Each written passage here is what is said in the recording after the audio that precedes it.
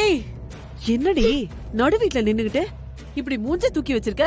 அந்த ஒரு வீடியோவை வச்சு இந்து இந்த வீட்டை விட்டு துரத்திட்டு நான் கருணா மாமாவை கல்யாணம் பண்ணிக்கலாம்னு நினைச்சேன். இப்போ எல்லாம் போச்சு.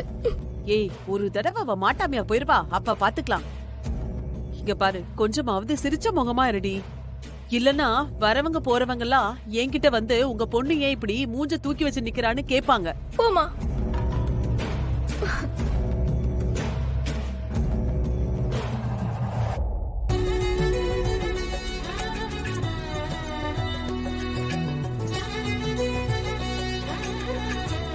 வணக்கம்மா. ஜெயந்தி, வந்தவங்களுக்கெல்லாம் ஜூஸ் கொண்டு போய். சரிங்க.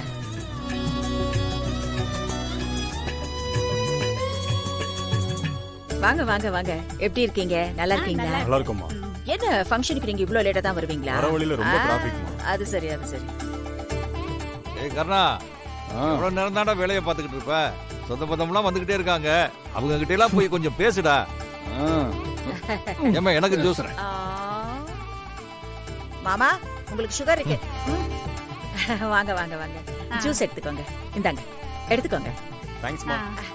என்னக்கா இங்கதான் இவரே இவரே போயிட்டு இருக்கீங்க. மாமாவோட இங்க வாங்க. பிசினஸ் பண்றவரு. கேக் எல்லாம் ஆர்டர் பண்ணிருக்கியா?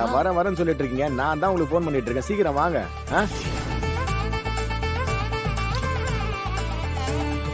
ஏப்பா, இதெல்லாம் இங்க வைக்காதீங்க, மேலே ஏத்துங்க. சரிண்ணா. அம்மா, இன்னும் கொஞ்ச நேரத்துல ஃபங்க்ஷன் ஸ்டார்ட் பண்ணிடுவாங்க. உள்ள வாங்க. வாங்க. வணக்கம் ஐயா. வணக்கம் வணக்கம் வணக்கம்.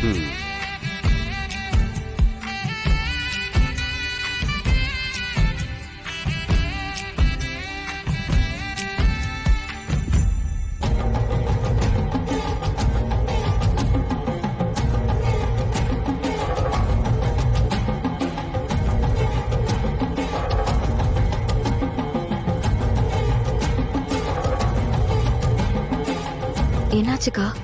ஒண்ணும் இல்ல. கவலைப்படாதீங்கக்கா. அதான் அந்த வீடியோவை அனுப்புனது யாருன்னு கண்டுபிடிச்சு டெலீட் பண்ணிட்டேன்ல. இதுக்கப்புறம் எந்த ஆதாரமும் வெளியே வராது. யாராலையும் எதுவும் நிரூபிக்கவும் முடியாது. தைரியமா இருங்கக்கா, எந்த பிரச்சனையும் வராதுக்கா. நீ இந்த வீட்ல இருக்கிற வரைக்கும் எனக்கு எல்லாமே பிரச்சனை தான்.